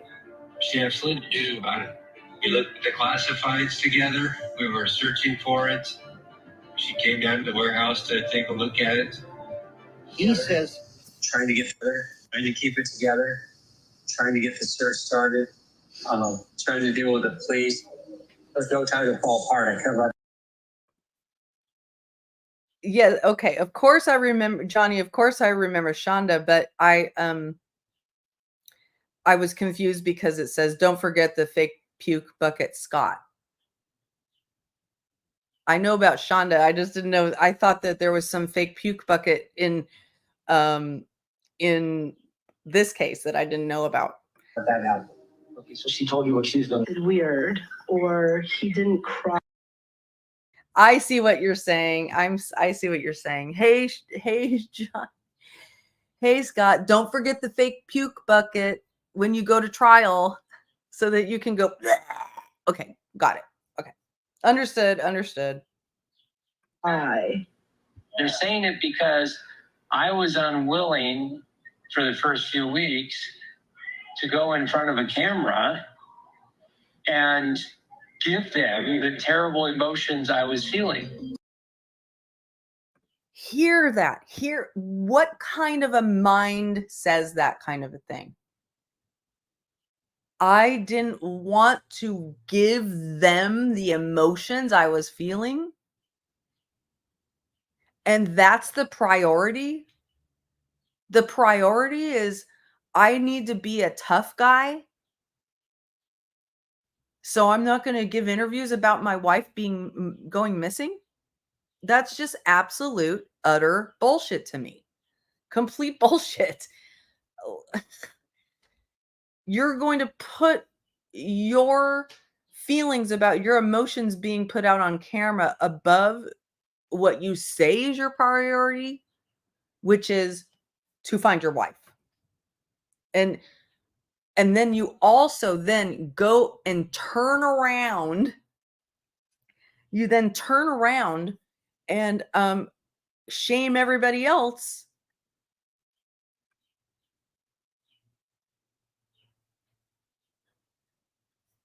I lost my train of thought, but he turns around and contradicts it. Happens to me sometimes, y'all. Sorry. I wasn't the last one to see Laci that day. There are so many credible witnesses who saw her walking in our neighborhood. I've recently learned that one of the reports, the person came down, talked to the police at their command center. And the police told him, no, you're wrong. You did not see her. Just dismissed him without even looking into it. Now it's devastating to learn that kind of stuff. And gosh, I look back on that now and I wonder if that was the right. That's a really good point, Stargazer. I believe him about his true emotions. He was afraid he'd show how happy he was. Laci was gone. Yeah. It really what it was he didn't want his face on camera because he didn't want Amber Fry to notice him and see that he had this completely different life. But then he came clean to her a little while later because it was just getting way out there too much. I mean, he couldn't hide his face anymore because there were cameras crawling all around the search parties and the vigils and all that stuff. He couldn't hide his face anymore, so he finally calls Amber once and says, I need to come clean to you. I've been lying. Actually, my wife that I lost, actually I was married. And then he doesn't tell her the entire truth in that phone call. He lies. He will only tell the truth up until he gets caught. Or I'm sorry, he will only tell his version until he gets caught, and then he changes the version. Okay? So anyway.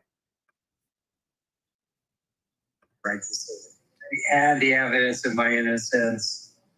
It was nightmare being stuck in county jail. I just wanted to show it as soon as possible, and I would not let Garagos waste time. Now I look back on some of the things we've learned, some of the things we're still learning during trial, and kind of wonder, gosh, if I had been more prudent or patient or whatever, maybe things would have been different. I'm not sure what he means by prudent or patient, but I think he was saying that he was pushing Garagos and he wouldn't let Garagos waive speedy trial.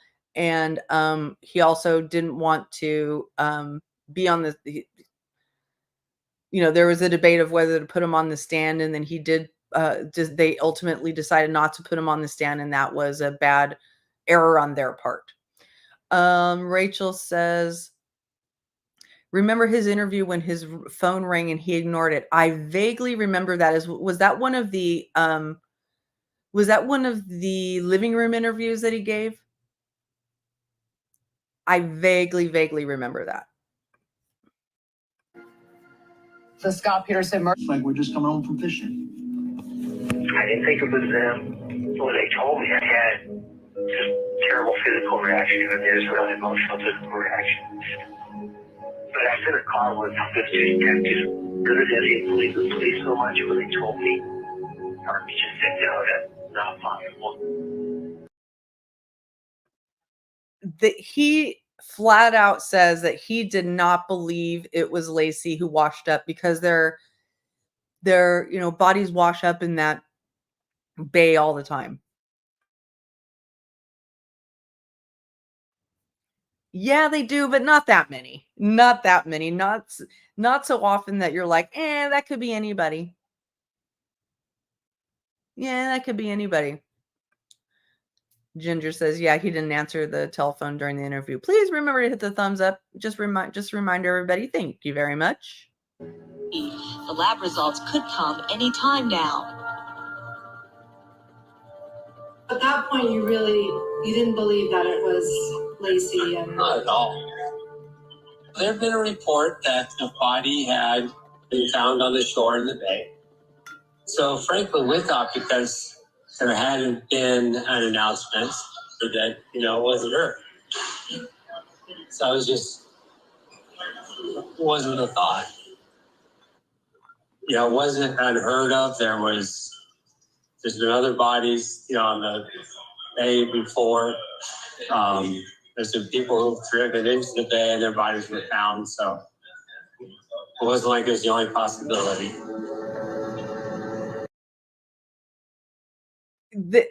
I think if he were actually answering that question truthfully, he'd be saying, I didn't want to believe them. I didn't want to believe that actually the evidence of the murder just washed up and I'm going to be soon taken to jail. That's what was really. I mean, yeah, it didn't even cross my mind, the fact that they had been searching the bay. The police had a tracker on his vehicle and knew that he had actually, while they were searching, for her themselves before her body washed up, they were actually searching for her. And he would go and watch them searching. He wouldn't come into contact with any law enforcement. He wouldn't say, how's it going? He wouldn't check in on them. He just went and lured, lurked in the bushes like we do in chat sometimes here, and watch to see if they were hitting the mark of where she might be, right? And the thing I just can't get out of my mind is that he told the detective where he boated to. Like, he pointed to a specific area in the bay where he boated. It was near an island, and that is the specific, and he would have anchored her there. And that is literally the region. The bay is massive, you guys. The San Francisco Bay is very, very big, okay? And there's very low visibility.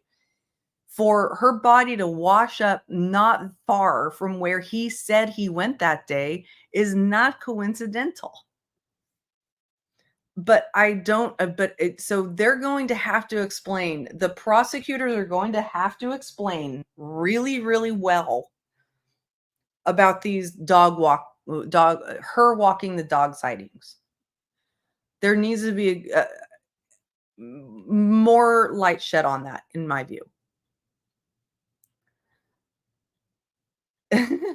There were several different days and different interviews. So sometimes he's more clean shaven than others, but this is generally what he looked like. And I honestly think he was going for a specific look here. I think he's kind of trying to look like the kind of hip West Coast San Francisco granola kind of dude. I think that's kind of what he's trying to pull off, or maybe like a beach guy, a surfer. I don't know. I don't know. You didn't want to be married and you didn't want to be a father. That's so offensive and so disgusting. I just don't get that argument. It's just absolutely. Rachel asked if his hair is dyed. It's hard to tell, in all honesty, Rachel. But I've seen him in court, from within the last 2 or 3 years, where he was, close shaven like usual, like he had really short hair, and maybe he had to have it that way, in on death row. I don't know. But his hair seemed a little bit more gray in those images than it appears here. But there could be some gray peeking out. It also could be dyed.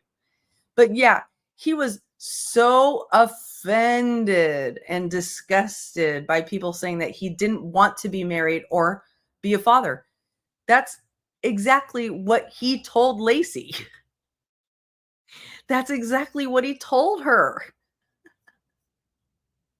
He didn't, like, somehow she finally talked him into letting her get pregnant, and they got pregnant.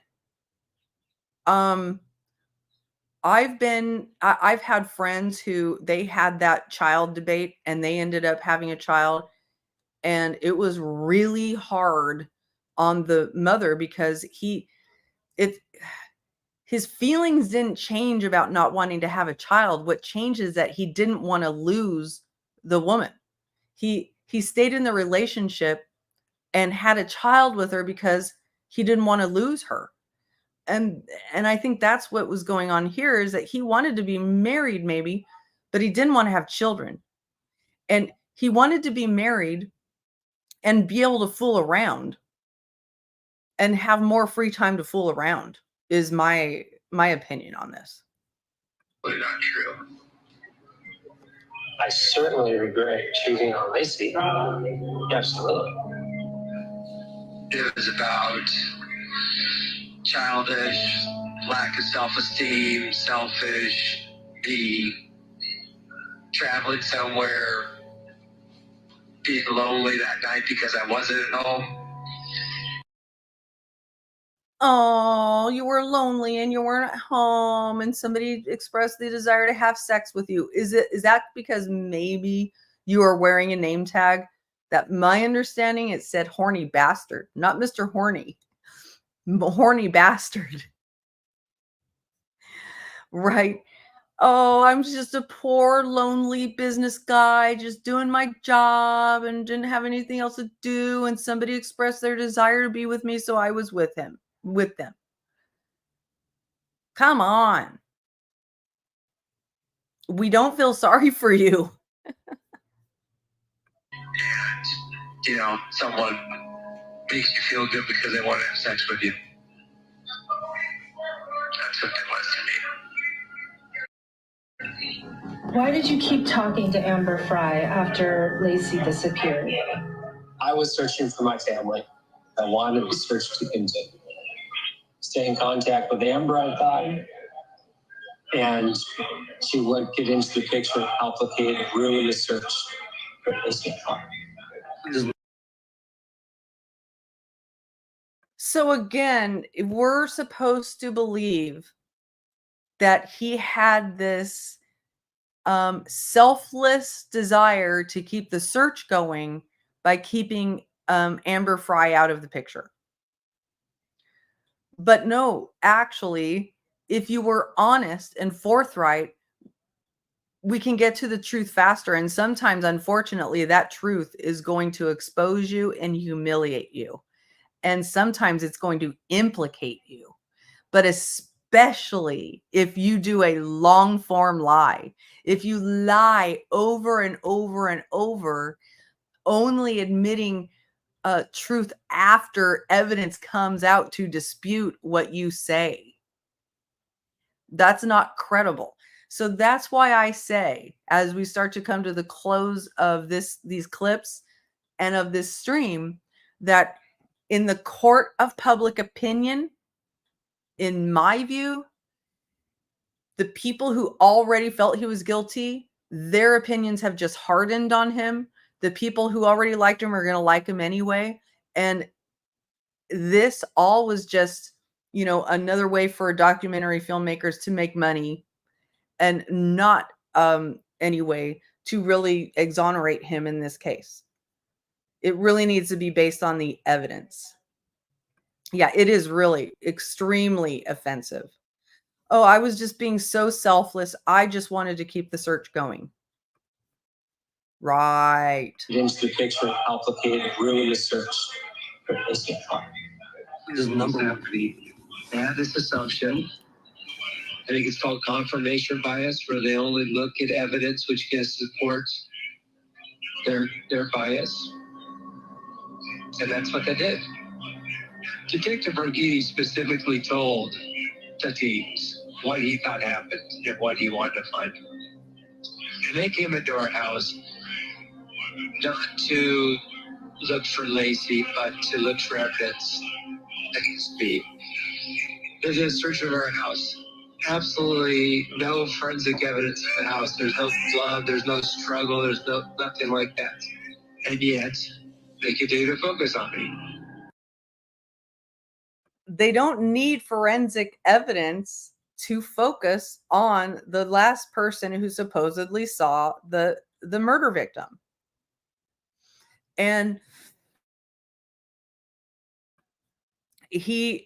so once again, he makes this point so many times. He says this so many times that he's painting a picture of a police force who just was like lazily just zoning in on him.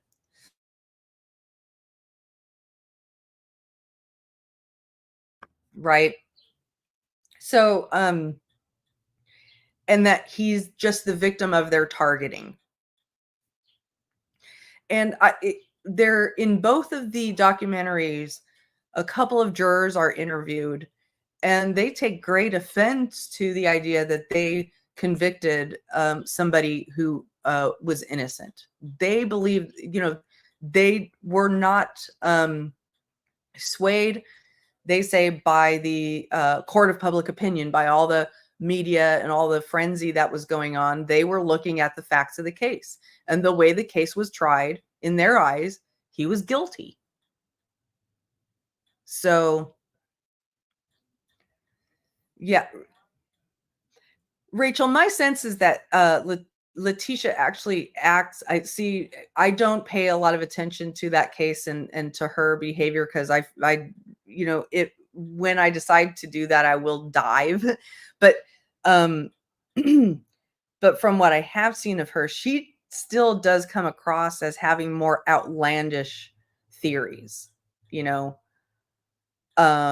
Like, the whole idea that she said at first she claimed total innocence, or at first she claimed, what didn't she claim that some man came in and raped her and then kidnapped Gannon, and then they quickly were able to figure out that that person that she claimed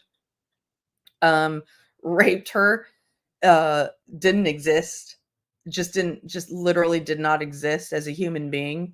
So she just comes across a little bit more crazy, and he didn't spend all this time in jail trying to prolong the proceedings by acting like a lunatic, like pretending to act like a lunatic, doing all the acting insane in court hearings and stuff like that. So there's some differences. So that was it.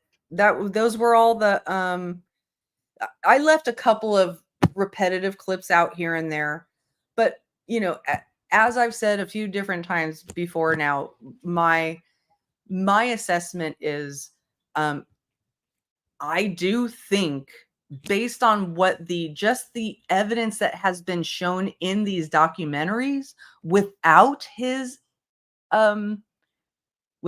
commentary and without his interview, that they should test the evidence. They should look at it. There should be a trial, to look at those things, especially the dog walking sightings. But those are the only things that lead me to believe that if he had just done those interviews and there wasn't more compelling evidence, I would be like, hell no. Absolutely hell no. No way. This guy is still convinced, and that makes him a danger because he's so much of a liar.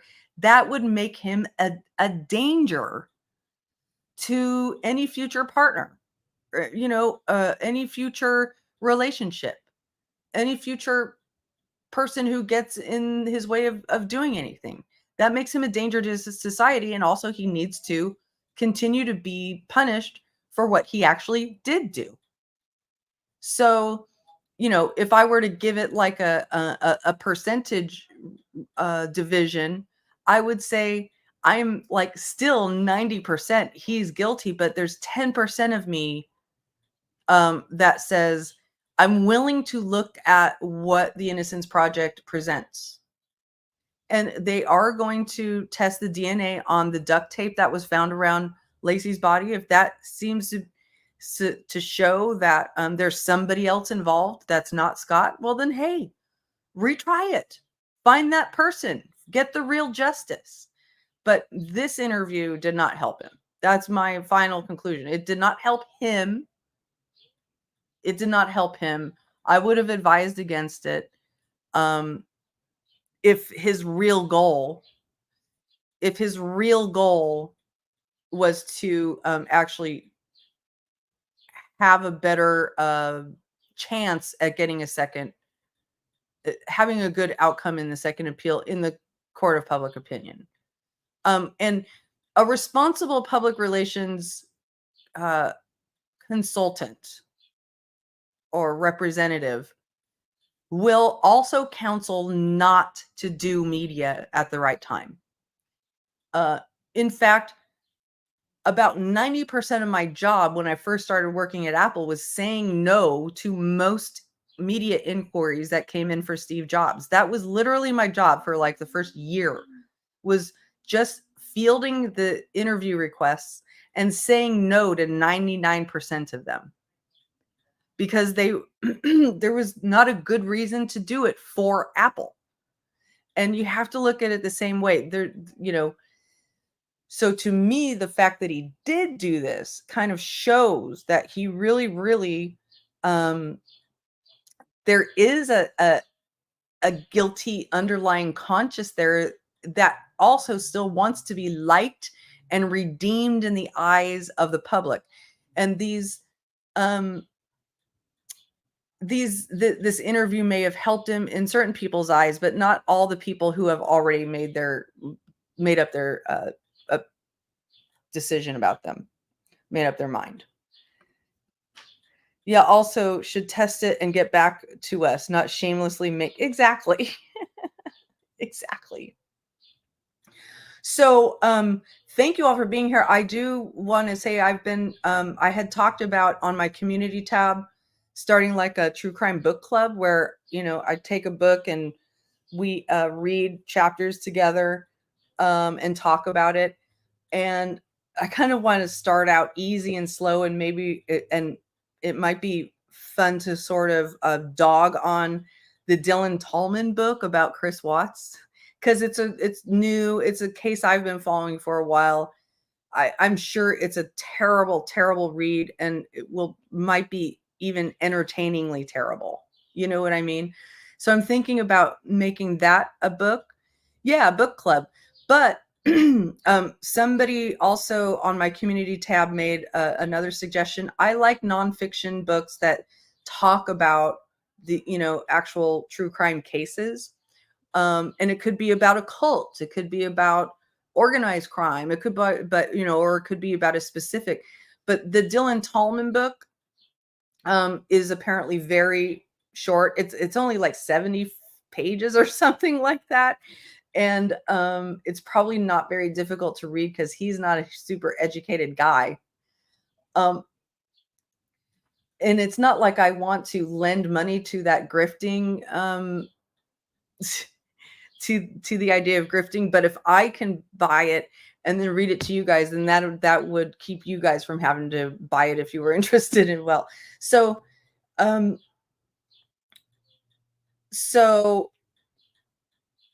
let me know what you think of that. So I was thinking I could start out with maybe starting out. Yeah, it sounds terrible. Let's do it. Okay, awesome. Well, then you all, I know you all have visited me on my court channel. So, keep your eye there too. We're going to be going live on Monday again for closing arguments in the Robert Tejas case. And also I do plan to go live soon with Wade Wilson jail calls. I don't know if there's any religion. Okay, that good to know, Patricia. Understood. In this Dylan Tallman book, I don't think he has pretended to be religious. It's not the prayer book that he put out with Chris Watts. I'm not talking about that book. He actually put out a book called the Cellmate Next Door, and talks, and apparently in the book he says that Chris blames Shanann for the murders, or he blames Nicole Kessinger for the murders and other things. So I don't think that it's not like saturated with a bunch of religious stuff. Have you already seen that book, Patricia? So there is a lot of it in that book. Well, anyway, that's understood. So, please be sure to come back here, help me continue building up this channel. I need to get more hours and more subscribers, and then I'm going to probably consolidate all of my content over here and even do my court streaming over here. So I'm going to keep trying to pump out content here, but also I need to, I like keeping things going on my court channel as well. So, oh gosh, Patricia. Well, obviously you did see the book. You did peruse the book a little bit. Anyway, so with all of that said, thank you very, very much for being here. I hope you have a lovely rest of your day. And thank you for ignoring the troll that came up on the panel earlier and not entertaining it.